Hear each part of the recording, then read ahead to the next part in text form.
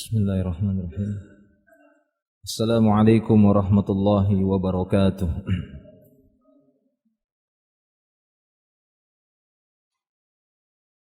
Innal hamdalillah nahmaduhu wa nasta'inuhu wa nastaghfiruh wa na'udzu billahi min shururi anfusina wa min sayyiati a'malina.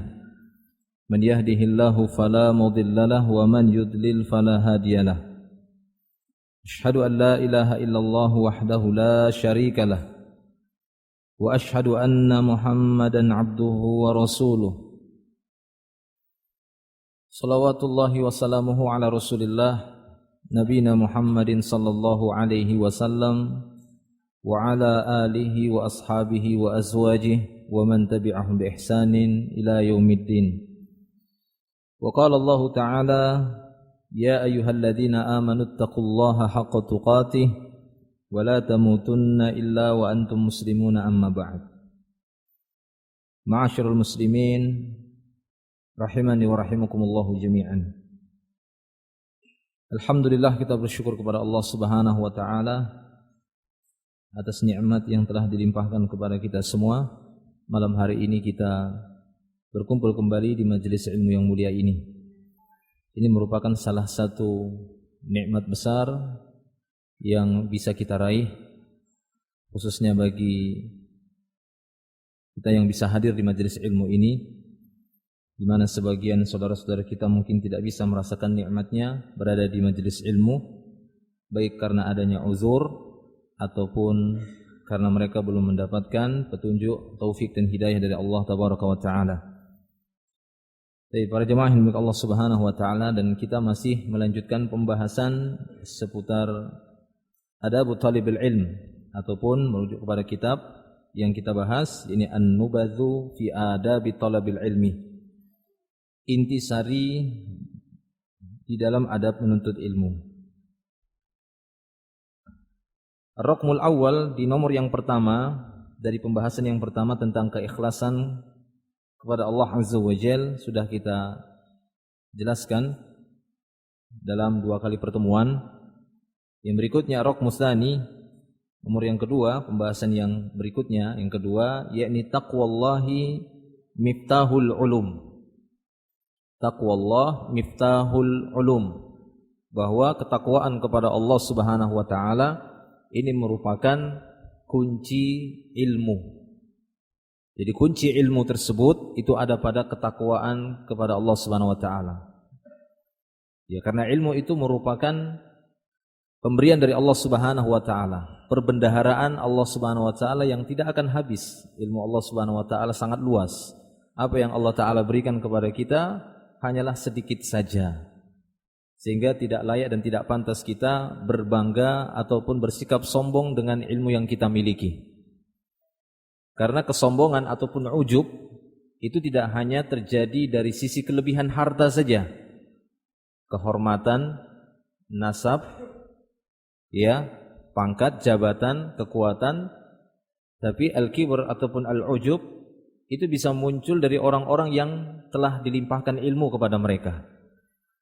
Oleh karena itu, seharusnya ilmu ini akan menjadikan kita menjadi orang-orang yang bertambah tawadhu'nya, ya, bukan bertambah takaburnya. Baik. Maka taqwallah, ketakwaan kepada Allah Subhanahu wa taala merupakan miftahul ulum, kuncinya ilmu. Jadi ibaratkan sebuah, ya, gudang ataupun sebuah perbendaharaan, itu sebuah gudang, sebuah tempat penyimpanan yang padanya ada pintu, yang mana pintu tersebut harus kita buka, di dalamnya ada berbagai macam ilmu. Maka untuk membuka pintu tersebut agar kita bisa mendapatkan ilmu di dalamnya, kuncinya, ya, pada pintu itu adalah taqwallah. Ini ketakwaan kepada Allah Tabaraka wa taala. Baik. Di sini beliau membawakan beberapa dalil, di antaranya firman Allah Subhanahu wa taala di dalam surat Al-Hadid ayat yang ke-28. Allah Subhanahu wa taala berfirman, "Ya ayyuhalladzina amanu taqullaha wa aminu bi rasulih yu'tikum kiflaini min rahmatih wa yaj'al lakum nuran tamshuna bih." Di dalam ayat ini Allah Subhanahu wa taala berfirman, wahai orang-orang yang beriman, bertakwalah kalian kepada Allah Subhanahu wa taala dan berimanlah dengan Rasul-Nya. Ya ayyuhalladzina amanuttaqullah, wahai orang-orang beriman, bertakwalah kepada Allah Subhanahu wa taala wa aminu bi rasulihi, dan berimanlah kalian dengan Rasul-Nya. Ya, Rasulullah itu utusan Allah Subhanahu wa taala. Dimaksud di sini di antaranya adalah Nabi Muhammad sallallahu alaihi wasallam, itu yang dimaksud di sini. Walaupun di sana ada banyak nabi dan rasul. Yang dimaksud di sini aminu bi rasulihi, dan berimanlah kalian dengan utusannya, dengan rasulnya, ini Rasulullah Muhammad sallallahu alaihi wasallam. Ganjarannya apa? Jawabnya apa? Jawabannya yu'tikum kiflaini min rahmatih. Allah Subhanahu wa taala akan berikan kepada kalian 2 kali lipat dari rahmatnya. Jadi akan dilipat gandakan kasih sayang Allah Subhanahu wa taala bagi orang-orang yang beriman, bertakwa, dan benar-benar beriman dengan Rasul-Nya.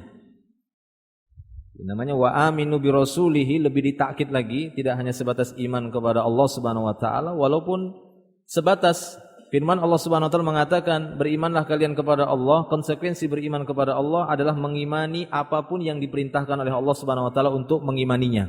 Di antaranya adalah mengimani Rasul. Ya, mengimani apa yang dibawa oleh Rasul, apa yang dilarangnya, apa yang diperintahkannya, maka kita ikuti. Tapi Allah Subhanahu wa taala lebih mentakkid lagi, wa aminu bi rasulihi, dan benar-benar kalian beriman dengan Rasulnya, beriman dengan sunnahnya, dengan apa yang dia bawa, dengan apa yang dia larang. Yu'tikum kiflaini min rahmatih, maka dia akan memberikan kepada kalian 2 kali lipat dari rahmatnya. Dan tidak hanya itu, wa yaj'al lakum nuran, dan dia akan memberikan kepada kalian nur, tamshuna bihi, yang kalian berjalan dengan nur itu. Ya, yang kalian berjalan dengan nur tersebut, nur dari Allah Subhanahu wa taala. Sebagian ahlu tafsir menyebutkan bahwasanya nur yang dimaksud di sini salah satunya adalah ilmu. Dengan ilmu itu akan Allah taala jadikan ilmu tersebut yang ia berikan kepada hambanya sebagai nur, sebagai cahaya baginya fid dunya wal akhirah, yang akan menerangi orang tersebut tidak hanya di akhirat saja, akan tetapi di dunia dan di akhirat. Tidak hanya di dunia saja, tapi di dunia dan di akhirat. Di dunia bagaimana Allah taala menerangi jalannya, tamshuna bihi, dia berjalan dengan nur tersebut, yakni dengan ilmu tersebut. Ini Allah Subhanahu wa taala memberikan bimbingan, memberikan petunjuk kepada dia, ya, memberikan pengawasannya. Sehingga Allah Subhanahu wa taala akan menegur dia ataupun menjodohkan dia dengan teman-teman yang senantiasa menasihatinya. Ini tanda kasih sayang Allah. Di antara tanda sayangnya Allah kepada kita, kita dipertemukan dengan orang-orang yang memang senang menasihati kita. Ya, jadi jangan kita merasa ini sesuatu yang tidak mengenakkan, sesuatu yang menyedihkan, sesuatu yang menyulitkan ketika kita bertemu dengan teman-teman yang mungkin senang menasihati. Justru ini adalah tanda kebahagiaan. Kenapa? Karena sekiranya kita dipertemukan oleh Allah Subhanahu wa taala dengan teman-teman yang cuek-cuek bebek. Oh, cuek-cuek bebek ya. Yang cuek-cuek saja melihat kita dalam keadaan menyimpang salah, dia diam aja, dibiarin saja. Ini namanya kan setan bisu. Setan kan cara menyesatkan manusia kan ada 2 caranya. Satu dengan memberikan bisikan-bisikan, iya kan? Dengan ucapan-ucapan. Yang satu lagi dengan bisu, diam dia. Ya, ketika seorang berbuat sebuah penyimpangan, kesesatan, dosa, kemaksiatan, kesalahan, dia enggak mau goda-goda. Diam aja. Biar aja dia terus dia lakukan itu. Itu namanya setan bisu.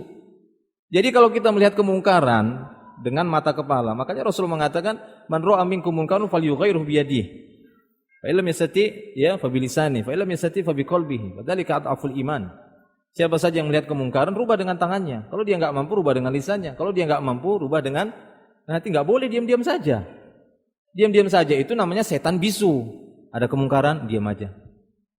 Itu namanya setan bisu. Karena setan itu 2 caranya menyesatkan manusia, dengan bisikan yang jahat dan diam ketika ada yang buat jahat. Diam aja. Nah, itu sama saja kita setan bisu sudah itu. Enggak boleh diam. Kita harus mengingkari kemungkaran dengan apa yang kita mampu.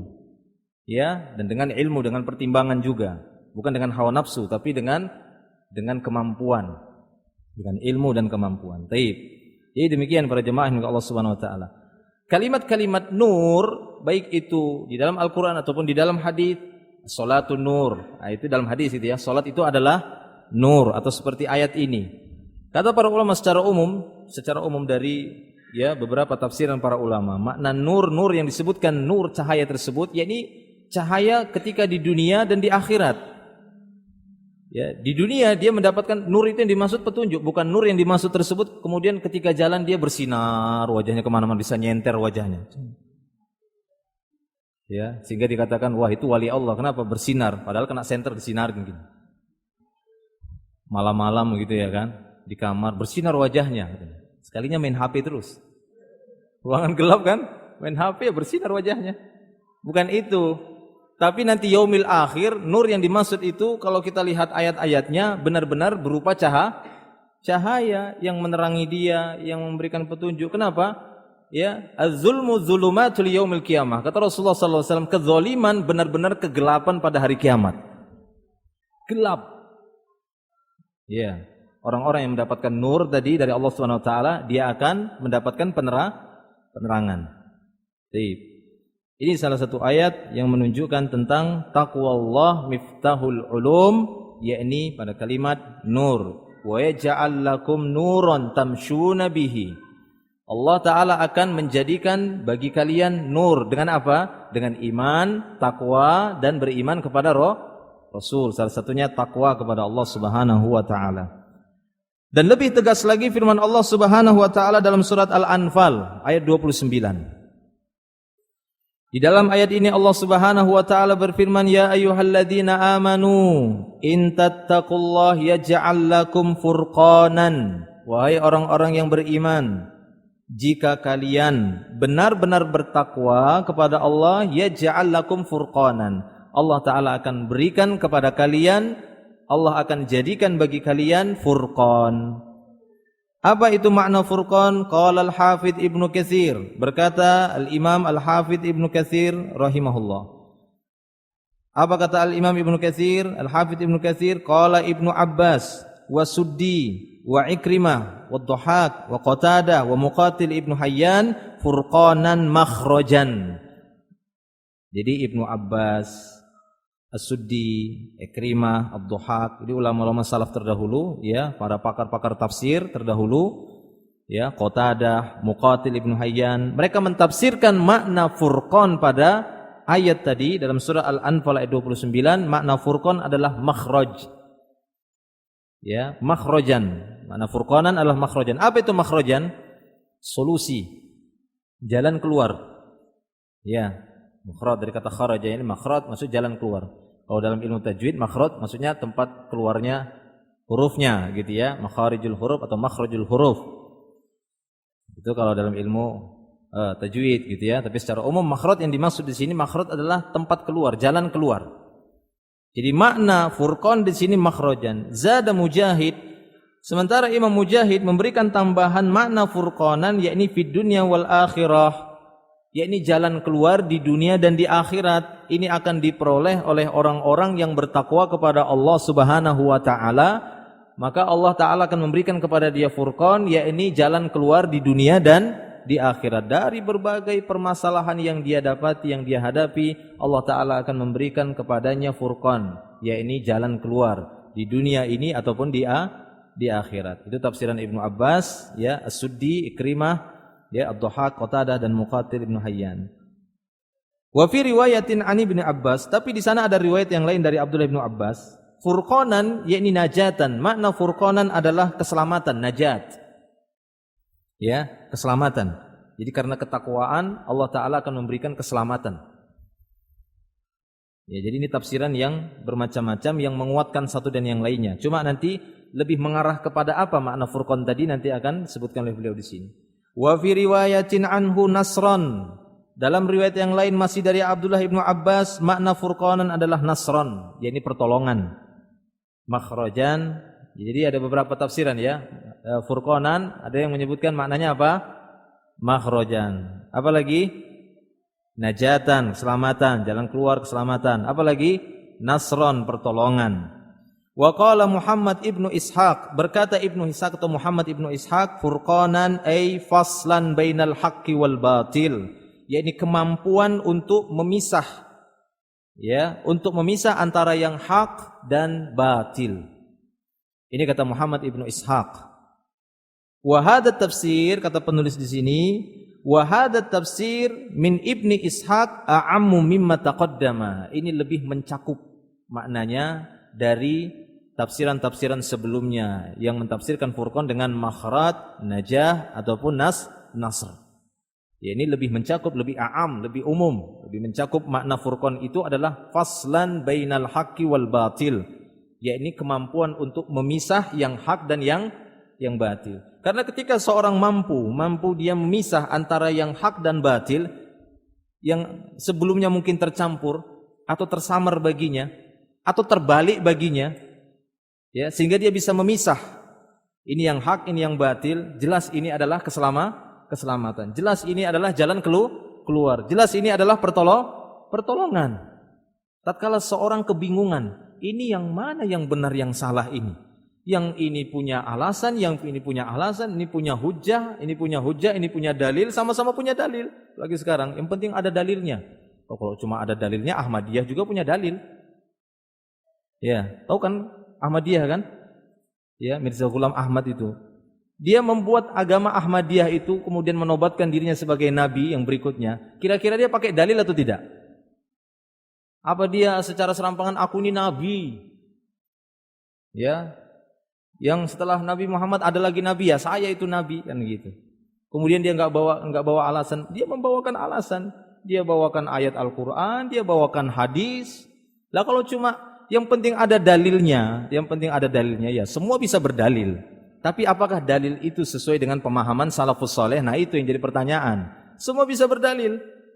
Saya juga bisa berdalil tentang zikir berjamaah. Ya. Banyak dalam Al-Qur'an disebutkan gitu, fazkurullaha dzikron katsiran, berzikirlah kalian kepada Allah dengan zikir yang banyak. Nah, ini kan kalian. Penyebutan kalian berarti kan boleh, berarti zikir berjamaah. Jamaah, ayo. Bilang apa antum? Ya, baik. Kalau begitu bagaimana dengan ayat Allah Subhanahu wa taala? Fankihu ma tabalakum minan nisa masna sulasa wa ruba. Nikahilah oleh kalian wanita yang baik-baik 2, 3 atau 4. Oh, berarti ini boleh nikah jamaah, poligami jamaah. Ya, boleh begitu. Ya, itu kan pemahaman kita kan begitu ya. Tapi ya demikianlah. Jadi bukan cuma sebatas ada dalilnya, bukan. Akan tetapi benar enggak seperti itu memahami dalilnya? Ada enggak pendahulunya? Itu yang penting, manhaj.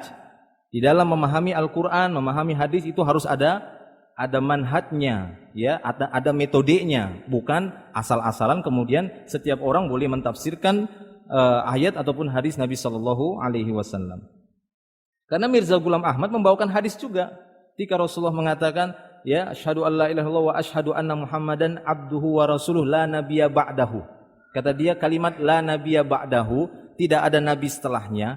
Maksudnya tidak ada nabi semisal, ya, tidak ada yang sezaman dengan nabi. Semisalkan di masa Nabi Musa ada yang sezaman gitu ya, ada Nabi Musa, ada nabi yang lainnya, ada nabi ini sezaman. Nah, memang di masa Nabi Muhammad dia sendiri, la nabiyya ba'da, maksudnya tidak ada nabi yang sezaman dengan dia. Ini menurut dia. Bukan enggak ada nabi setelahnya, salah itu tafsirannya menurut dia. Ada nabi setelahnya, ya saya, kata dia. Iya kan? Baik. Jadi bukan cuma sebatas yang penting ada dalil. Semua orang bisa bawakan dalil nanti. Cocok-cocokan gitu ya, baca-bacaan. Ah, ini pas nih kayaknya. Pas seperti hawa nafsu kita nih. Pas sudah. Bawakan aja sudah. Nah, begitu ya. Baik. Nah, jadi bermacam-macam ataupun di sini ada beberapa tafsiran, ini semua menguatkan. Tapi yang lebih a'am kata beliau, yang lebih mencakup tadi makna dari furqanan apa? Faslan bainal haqqi wal batil. Yani mampu memisah antara hak dan batil. Ini merupakan keselamatan, jalan keluar dari permasalahan, dan ini merupakan pertolongan dari Allah Subhanahu wa taala. Itulah ilmu. Itulah dia ilmu tadi. Ya, bahwa ketakwaan kepada Allah Subhanahu wa taala Allah akan berikan furqan. Ketika furqan diberikan oleh Allah kepada seseorang, berarti dia di sana telah mendapatkan kunci ilmu tersebut. Ini apa? Dia mampu memisah ini yang hak, ini yang batil. Ya, ini yang hak, ini yang batil. Baik. Wa huwa mustalzimu dzalik kulluhu, dan ini merupakan ya tafsiran yang ini yang terakhir tadi dari Muhammad Ibnu Ishaq ini lebih melazimkan dari semuanya tadi tafsiran sebelumnya. Fa inna man ittaqallaha bi fi'li awamirih wa tarki zawajirih wuffiqa li ma'rifatil haq minal batil. Karena sesungguhnya kata beliau, barang siapa yang bertakwa kepada Allah dengan melaksanakan perintah-perintahnya, meninggalkan larangan-larangannya, wuffiqa li ma'rifatil haq, maka dia akan diberikan taufik, ya, dia diberikan petunjuk oleh Allah, diberikan bimbingan untuk mengetahui al-haq dari yang batil. Ya, jadi itu maknanya, barang siapa yang bertakwa kepada Allah Subhanahu wa taala, Allah taala akan berikan taufik kepada dia. Sehingga mudah bagi dia untuk memahami ilmu, itu kuncinya. Dia mudah untuk memahaminya dan dia mudah untuk mengukur sebuah permasalahan dengan ilmu tadi, dia bisa mengukur ini yang hak, ini yang batil. Itulah dia buah ilmu. Ya, jika memang didasari oleh ketakwaan. Ini penting ya, ikhwan. Makanya beliau meletakkan pembahasan ini di nomor yang kedua. Setelah ikhlas, maka seorang penuntut ilmu berusaha untuk bertakwa. Apa itu? Ringan saja. Bi fi'li awamiri, ya, wa tarki nawahi au zawajirih. Ini berusaha untuk melaksanakan apa yang diperintahkan oleh Allah Subhanahu wa taala tanpa harus bertanya-tanya ini hukumnya wajib apa sunnah. Ini ada ya penyakit dari yang menimpa sebagian para penuntut ilmu atau sebagian kaum muslimin di dalam melakukan perintah-perintah dalam Islam. Ya, tujuan mereka untuk mencari tahu hukum ini wajib atau sunnah, tujuannya untuk memisah. Sehingga apabila wajib ya inilah didahulukan, yang sunnah nanti aja dilakukan. Padahal mereka sanggup mengerjakan perkara yang sunnah. Ya, sesuatu yang sunnah di dalam Islam yang secara hukum sunnah itu tetap perintah, yang hukum asalnya diperintah. Jadi perintah itu hukum asalnya bukan untuk ditinggalkan, salah. Karena ada sebagian orang menganggap ini kan sunnah saja. Akhirnya apa? Bermudah-mudahan untuk ditinggalkan. Kan sunnah. Akhirnya ditinggalkan. Bukan seperti itu cara beragama yang benar. Walaupun itu hukumnya sunnah, tapi itu masuk bagian dari perintah. Yang namanya perintah itu laksanakan. Hukum asalnya adalah dikerjakan. Kecuali dia tidak sanggup, ada uzur, maka silahkan. Dia tinggalkan, enggak ada dosa. Ya, atau dia ganti, silahkan, itu tanda kesungguh-sungguhannya. Kecuali larangan. Kalau larangan, hukum asalnya itu harus ditinggalkan. Kalau sudah jelas larangannya ditinggalkan. Enggak ada kalau mampu. Enggak ada larangan seperti itu. Ada enggak kita dapati? Ya, larangan apa yang aku larang tinggalkan semampunya. Mana ada? Hah? Mana haitukum anhu fajtanibuh, kata Nabi. Apa saja yang aku larang, jauhi. Ini dia hukum asalnya larangan. Enggak ada fajtanibuhu mastata'tum. Ya, apa saja yang aku larang, kita dilarang berzina misalnya. Kemudian kita tinggalkan semampunya. Iya, seperti itu. Saya mampu meninggalkannya cuma sehari sekali saja. Enggak bisa seperti itu, kacau nanti. Kan begitu, ya tinggalkan. Tapi apa yang aku perintahkan, ya ma'amartuhu bihi, ya fa'malu mastata'tum. Tapi apa yang aku perintahkan kepada kalian untuk melakukannya, maka laksanakan semampunya. Nah itu dia, kalau perintah laksanakan semampunya. Itulah dia ketakwaan. Semakin kita jelas ketakwaan kita seperti ini, akan semakin dibuka kunci ilmu tadi oleh Allah Subhanahu wa taala.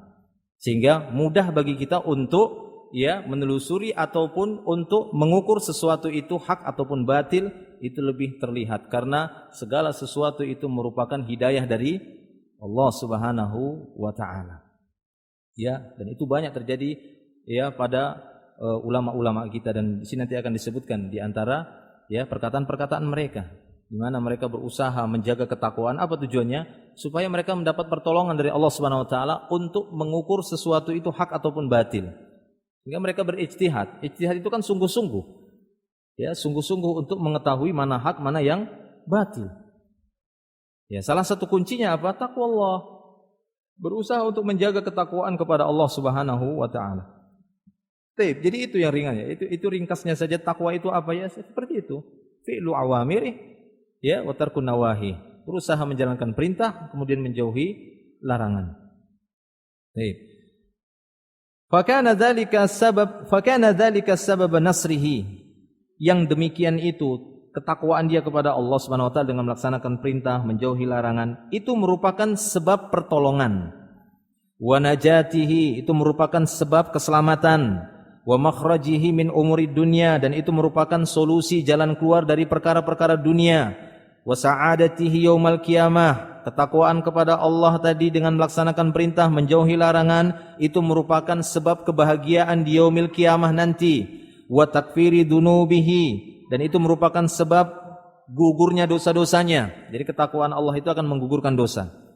Wa huwa mahwuha, yakni dihapuskannya dosa-dosanya. Wa ghafaraha, dan Allah mengampuninya. Wa sataraha 'anil nas, ataupun Allah taala menutupi aib atau dosa-dosa tadi dari pandangan manusia. Salah satu nikmat ya dari Allah Subhanahu wa taala yang sangat besar kepada kita semua, Allah Subhanahu wa taala menutupi kesalahan kita. Ya, menutupi dosa-dosa yang kita lakukan sehingga enggak terlihat. Kalau sekiranya satu perbuatan dosa yang kita lakukan itu terlihat pada kulit kita, ini wajah kita sudah hitam. Ya, satu dosa ada titik hitamnya sini, bukan di hati tapi sini. Nah, sudah belang-belang wajah kita sudah. Tapi enggak, Allah taala enggak membuat seperti itu. Ya. Allah sembunyikan. Yang hitam itu cuma apa? Hati, jadi ron. Kan begitu ya? Kallabal rona ala qulubihim maka yaksibun. Sekali-kali tidak, itulah ron ya. Ron itu maksudnya hatinya tadi. Tik satu dosa terus.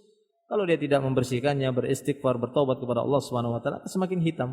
Jadi kalau dia bertobat, beristighfar, dia akan bersih kembali. Ya, alhamdulillah bukan pada wajah, tidak terlihat, ditutupi oleh Allah Subhanahu wa taala. Jadi seorang itu dihormati oleh manusia, itu bukan dia karena enggak ada dosa, tapi Allah menutupi dosanya. Allah Ta'ala menutupi aibnya, kesalahan-kesalahannya. Bukan karena dia enggak ada dosa. Ya, bukan dia karena enggak ada kesalahan. Ya, anak Adam secara umum kita katakan banyak berbuat kesalahan, banyak berbuat dosa. Baik. Nah, demikian. Jadi ini ya asar dari ketakwaan kepada Allah Subhanahu wa taala. Wa sababan linaili tsawabillahil jazil. Dan ketakwaan kepada Allah merupakan sebab untuk memperoleh pahala Allah yang besar. Kaqaulihi ta'ala, sebagaimana firman Allah Subhanahu wa taala di dalam surat Al-Hadid ayat 28 tadi. Ya ayyuhalladzina amanu taqullaha wa aminu bi rasulihi yu'tikum kiflaini min rahmati wa yaj'al lakum nuran tamshuna bihi wa yaghfir lakum wallahu ghafurur rahim. Ini lengkap ayatnya. Ya. Wahai orang-orang yang beriman, bertakwalah kepada Allah, berimanlah dengan Rasulnya. Allah Ta'ala akan berikan kepada kalian 2 kali lipat dari rahmatnya dan menjadikan bagi kalian cahaya tamshuna bihi, yang kalian berjalan dengan cahaya tersebut. Dan tidak hanya itu, wa yaghfir lakum, dan dia akan mengampuni dosa-dosa kalian. Wallahu ghafurur rahim, dan Allah Subhanahu wa taala Maha Pengampun lagi Maha Penyayang. Ini dia buah dari ketakwaan kepada Allah Subhanahu wa taala. Allah Ta'ala tidak hanya memberikan nur, memberikan furqan, tapi juga mengampuni dosa dan kesalahan orang-orang yang bertakwa. Wa qala Ibnu Mas'ud radhiyallahu anhu, berkata Abdullah Ibnu Mas'ud radhiyallahu anhu,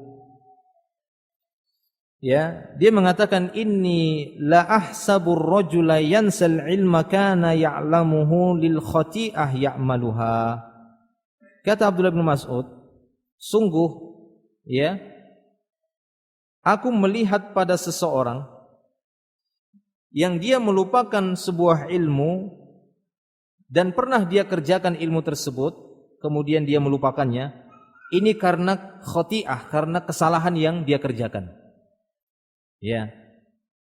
Inilah ahsabu, maksudnya aku mengukur, menilai seorang yang yansal ilma, dia melupakan ilmu yang pernah dia amalkan, melupakan ilmu yang pernah dia kerjakan, kemudian tiba-tiba lupa. Ini karena dosa yang dia kerjakan. Makanya salah satu sebab, salah satu tanda, contohnya qiyamul lail lah.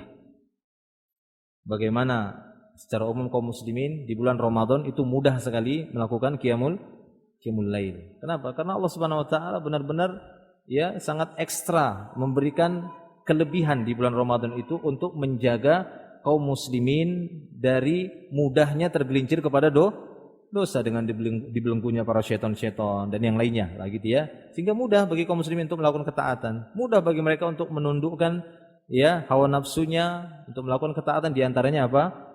Qiyamul lail ataupun yang dikenal dengan salat tarawih. Tapi lihat kalau setelah Ramadan gimana coba? Masya Allah, berat. Ya, itu sangat-sangat berat dan itu salah satu penyebabnya adalah dosa. Ya, itu adalah dosa dan banyak yang lainnya. Nah, jadi ini yang diukur oleh Abdullah bin Mas'ud. Aku mengukur seorang yang melupakan sebuah ilmu yang pernah dia kerjakan, ya, yang pernah dia amalkan itu karena ya khoti'ah, ini kesalahan yang telah dia kerjakan. Baik. Wa qala Waqi', demikian juga Waqi' dia berkata, ista'inu 'alal hifdzi bitarkil ma'siyah. Ista'inu 'alal hifdzi bitarkil ma'siyah. Ya, ini ambillah pertolongan ya untuk menjaga ilmu. Bitarkil ma'siyah, ya ini dengan meninggalkan maksiyah. Waqi' ini merupakan salah satu guru Imam Syafi'i rahimahullah. Jadi nasihat dia, ista'inu 'alal hifdz. Jadi isti'anah, ambillah pertolongan atau bantuan untuk menjaga ilmu ini bitarkil maksiyah, dengan meninggalkan maksiat. Jadi dengan meninggalkan maksiat ini akan lebih memudahkan kita menjaga ilmu. Ilmu itu akan lebih mudah kita jaga ya dengan meninggalkan kemaksiatan. Kalau di sana ada seorang yang mengatakan bahwasanya maksiat tidak ada hubungannya sama sekali dengan ya ketaatan, tidak ada hubungannya sama sekali dengan hafalan kita misalnya, maka orang seperti ini telah terkena istidraj. Ya, dia telah terkena tipuan. Ya, atas perbuatannya sendiri dia tertipu. Ya, karena saya pernah mendapati seorang yang berkata demikian. Dia mengatakan hafalan Quran enggak ada hubungannya dengan kemaksiatan. Ya, tidak ada hubungannya dengan kemaksiatan. 6. Baik, berjamaah minta Allah Subhanahu wa taala. Wa qala al-Imam Malik lisy-Syafi'i rahimahumullah awwala malakiyahu. Al-Imam Malik, gurunya Imam Syafi'i, ketika pertama sekali Imam Malik melihat Imam Syafi'i rahimahullah datang ke majelisnya, Imam Malik sudah melihat tanda-tanda kecerdasan anak muda ini, yaitu siapa? Imam Syafi'i. Karena Imam Syafi'i ketika datang ke majelisnya Imam Malik itu sudah hafal kitab Muwatta duluan yang disusun oleh Imam Malik. Ya. Maka apa kata Imam Malik kepada Imam Syafi'i rahimahullah di awal dia bertemu Imam Syafi'i, "Inni arallaha qad alqa ala qalbika nuran." Sungguh-sungguh aku melihat Allah Subhanahu wa taala telah menanamkan dalam hatimu nur, yaitu cahaya. Fala tutfi'hu bidzulumatil ma'siyah. Jangan kau padamkan cahaya yang Allah berikan pada hatimu tersebut dengan kegelapan maksiat. Ya. Baik. Imam Syafi'i itu beliau kalau murojaah Al-Qur'an, mengulang Al-Qur'an, tersendat dikit itu sudah dianggap ada dosa besar. Nah, itu dia. Kalau kita tersendat satu surat, hilang satu surat, ya, tersendat satu ayat, 2 ayat, cuma gitu saja, itu sudah curiga, ya. Imam itu sudah curiga ini ada dosa. Sampai seperti itu. Kalau kita nunggu sampai 1 juz hilang baru ini dosa kali. Bukan dosa lagi sudah. Ya, demikian. Wa qala al-Imam Syafi'i, demikian juga al-Imam Asy-Syafi'i mengatakan, man ahabba ayyaftahallahu lahu qalbahu au yunawwirahu fa alaihi bitarkil kalam fi ma la ya'ni. Barang siapa yang ingin Allah Subhanahu wa taala membukakan baginya hatinya atau memberikan cahaya pada hatinya, siapa yang ingin, siapa yang senang Allah membukakan hatinya, memberikan cahaya pada hatinya, fa alaihi bitarkil kalam fi ma la ya'ni, maka hendaknya dia meninggalkan ucapan-ucapan yang enggak ada manfaatnya. Ya, jadi menurut Imam Syafi'i meninggalkan ucapan yang enggak ada manfaatnya saja ini bisa memadamkan cahaya ilmu dalam hati. Ya. Seperti itu, apalagi berbicara yang kotor gitu ya. berbicara yang keji, menghina, mencela, kan begitu ya, ataupun yang lainnya berdusta, yaitu ya kadaplah sudah. Bukan hilang lagi cahayanya. Kalau aku bilang kadap ya, gelap sudah. Hatinya itu gelap sudah. Kalau seperti itu. Baik. Nah, demikian. Jadi ini nasihat Imam Syafi'i. Ya. Kemudian wa tarkiz dzunub wa ijtinabil ma'asi, berusaha meninggalkan dosa, menjauhi maksiat. Wa yakunu lahu fima bainahu wa bainallahi khabiyah min amalin. Ya, niscaya dia akan memiliki antara dia dan Allah Subhanahu wa taala sebuah rahasia amal. Fa innahu idza fa'ala dzalika fatahallahu alaihi minal ilmi ma yushaghiluhu an ghairihi. Maka sesungguhnya jika dia melakukan yang demikian, maksudnya apa? Meninggalkan ucapan yang tidak ada manfaatnya, menjauhi perbuatan dosa dan menjauhi perbuatan maksiat. Jika dia melakukan yang demikian, kata Imam Syafi'i, fatahallahu alaihi minal ilmi, maka Allah Subhanahu wa taala akan membukakan baginya dari ilmu tersebut ma yushaghiluhu an ghairihi, yang Allah akan menyibukkan orang tersebut dengan ilmu tadi daripada dia disibukkan sama yang lainnya. Karena terkadang ya ikhwan, kita sebenarnya ingin disibukkan dengan ilmu, karena ini karunia. Orang yang disibukkan dengan ilmu itu enggak mudah ya. Tersibukkan dengan ilmu itu enggak mudah. Ya, terkadang Allah Subhanahu wa taala belum memberikan hidayah. Akhirnya apa? Dia disibukkan dengan urusan kerjaannya, disibukkan dengan urusan istrinya, disibukkan dengan urusan anaknya, urusan ini, urusan itu, urusan ini. Akhirnya apa? Dia tidak bisa mendapatkan waktu untuk khusus menuntut ilmu kecuali yang sisa-sisa saja. Ya, ini sebenarnya kekurangan seperti ini. Ya, ini sebenarnya asar dzunub, ini sebenarnya asar dosa, ini perbuatan dosa. Karena menurut Imam Syafi'i rahimahullah, jika kalian melakukan demikian, bertakwa kepada Allah, menjauhi perbuatan dosa, perbuatan maksiat, mengurangi perkataan yang tidak ada manfaatnya, Allah akan bukakan ilmu kepada kalian dan akan menyibukkan kalian dengan ilmu daripada sibuk dengan yang lainnya. Ya, atau secara umum kalian akan disibukkan dengan kebaikan di atas ilmu tersebut. Nah, itu dia. Ya. Baik. Wa inna fil maut la aktsaru syughul, karena sesungguhnya pada al-maut, pada kematian itu lebih banyak kesibukannya. Ya, jadi pada kematian itu maksudnya orang yang saat-saat menjelang kematian itu sibuk. Sibuk ya, sibuk ini, itu, ini, bingung, galau, kacau.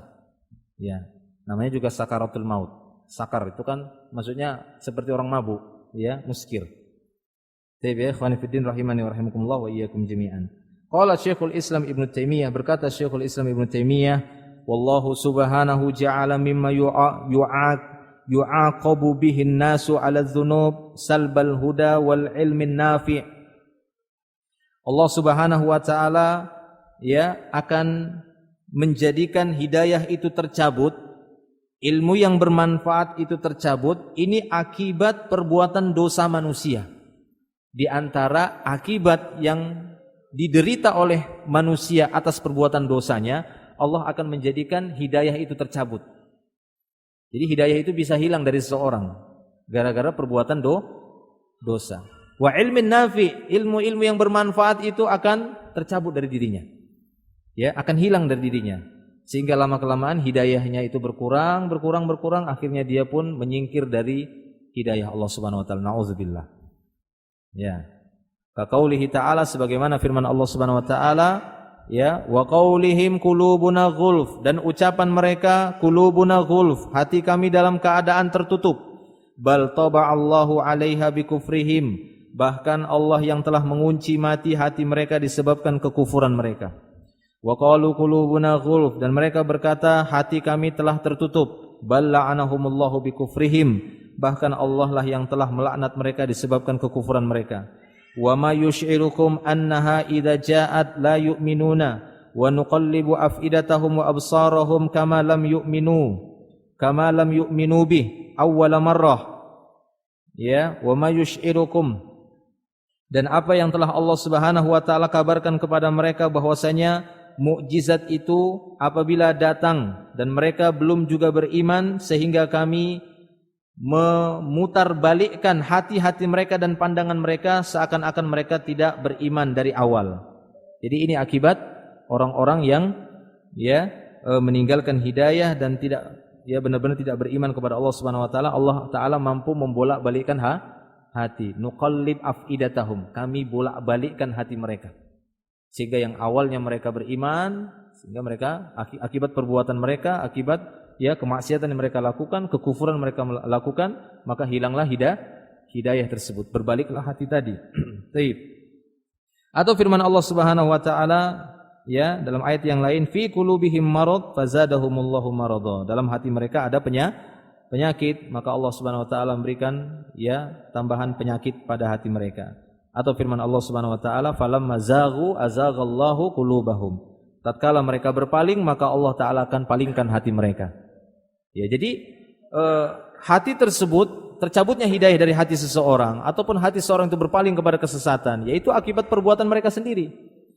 Falamma zaghu azaghallahu qulubahum. Ketika mereka berpaling, Allah palingkan hati mereka.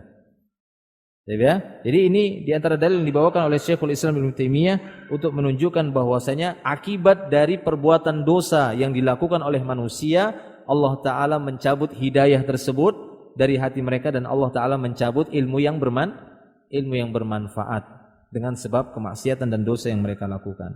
Terakhir di sini beliau menyebutkan perkataan Al-Imam Ibnu Qayyim rahimahullah. Beliau mengatakan, wa kullama qarubal qalbu minallah, setiap kali hati ini mendekat kepada Allah Subhanahu wa taala, wa zalat anhu mu'aradatus su', sehingga mulai menyingkirlah tawaran-tawaran kejahatan dari dirinya. Jadi hati ini kalau semakin dekat dengan Allah Subhanahu wa taala, tawaran-tawaran kejahatan yang selalu menggoda hati kita ini mulai menyingkir. Hati kenapa? Karena hati semakin dekat itu semakin kuat. Hati semakin dekat kepada Allah itu semakin kuat.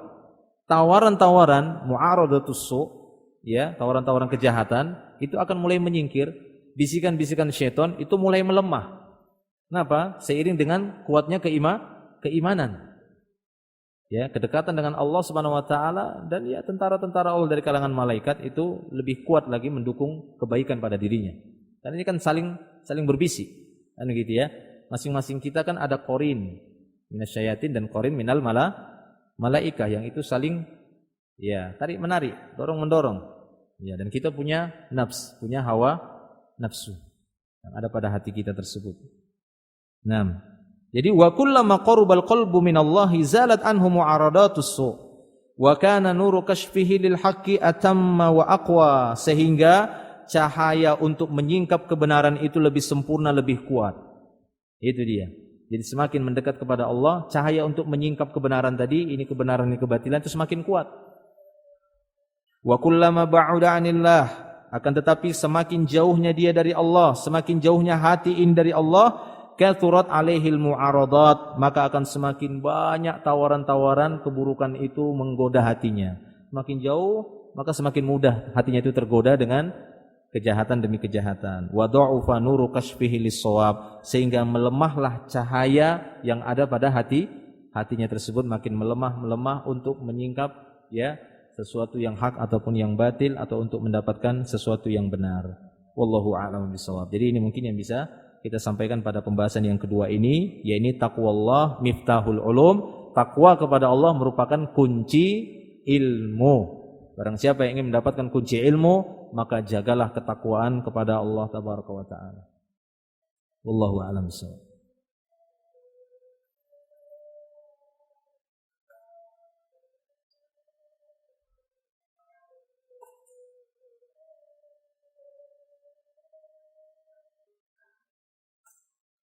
Ustaz, saya berniat untuk kurban tahun ini, insyaallah, tapi qadarullah kuku saya patah, Ustaz. Ketika sedang bekerja tadi siang, padahal tidak terlalu panjang. Jadi bagaimana, Ustaz? Apakah sah? Ya sah saja. Memotong kuku bagi orang yang sudah berniat kurban itu tidak membatalkan kurbannya.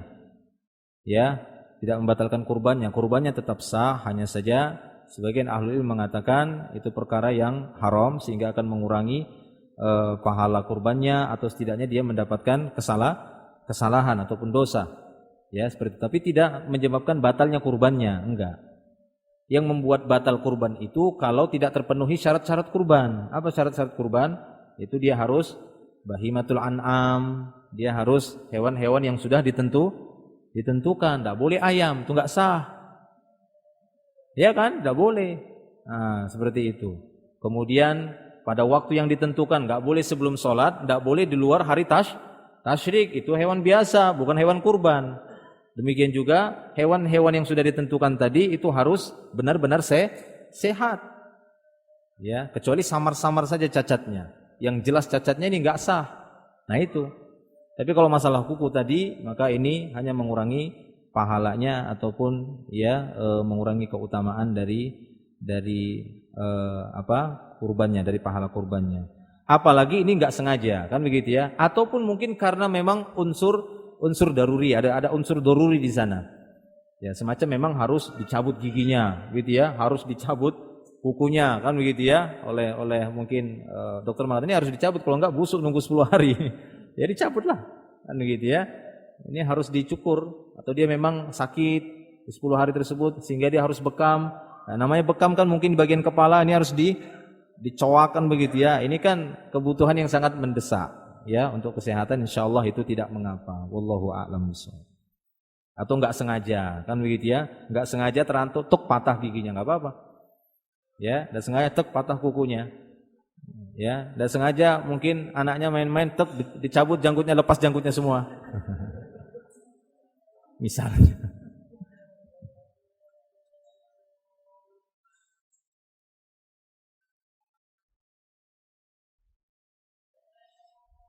Bagaimana seorang penuntut ilmu yang sudah mengenal manhaj dan sunnah tapi masih suka merendahkan seseorang yang belum kenal dengan sunnah dan manhaj salaf?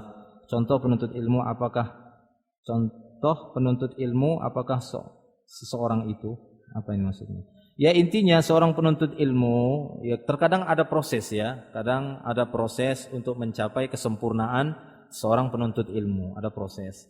Namun ya tidaklah pantas orang-orang yang menisbahkan dirinya di atas ilmu yang syar'i, di atas manhaj yang hak, di atas manhaj salafus saleh, kemudian kita bermudah-mudahan ataupun menyepelekan masalah akhlak, ya, sepelekan masalah akhlak. Walaupun benar ketika seorang yang paling utama bagi seorang muslim adalah berusaha untuk menjaga manhajnya, akidahnya, itu memang paling utama. Tapi jangan sampai menafikan akhlak. Ya, karena sesungguhnya akhlak ini ya merupakan konsekuensi dari benarnya manhaj seorang, akidahnya seorang, itu akan lebih terlihat ya baiknya akhlaknya. Nah, seperti itu. Kalau belum berarti ini perlu juga untuk diperbaiki lagi manhajnya, walaupun bukan manhaj yang paling intinya. Tapi itu konsekuensi. Konsekuensi manhaj seorang atau akidah seorang itu benar, itu seharusnya membuahkan akhlak yang baik. Kalau belum ya berarti masih butuh proses lagi, gitu ya, untuk mencapai manhaj salaf yang sesungguhnya yang hakiki. Baik, demikian, ya. Kalau misalnya kita dapati ada para penuntut ilmu yang demikian, ya bisa jadi dia mungkin belum mendapati hakikat dari ilmu yang dia pelajari tersebut itu belum sempurna dia dapati, dan masing-masing kita memang proses untuk menuju ke sana itu berbeda satu dan yang lainnya. Maka saya sarankan, saya nasihati, kalaupun kita menemukan teman-teman kita yang seperti itu, ya tidak menutup pintu bagi kita semua untuk terus memberikan nasihat saja. Yang namanya nasihat itu sangat dibutuhkan antara sesama kaum muslimin, ya, nasihat-nasihat baik di antara sesama kita untuk saling mengingatkan satu dan yang lainnya. Baik, demikian yang bisa saya sampaikan. Wallahu a'lam bishawab. Cukup ya, mungkin ini saja. Akhiru da'wana alhamdulillah, subhanakallahumma bihamdika asyhadu an la ilaha illa ant, astaghfiruka wa atubu ilaik. Assalamualaikum warahmatullahi wabarakatuh.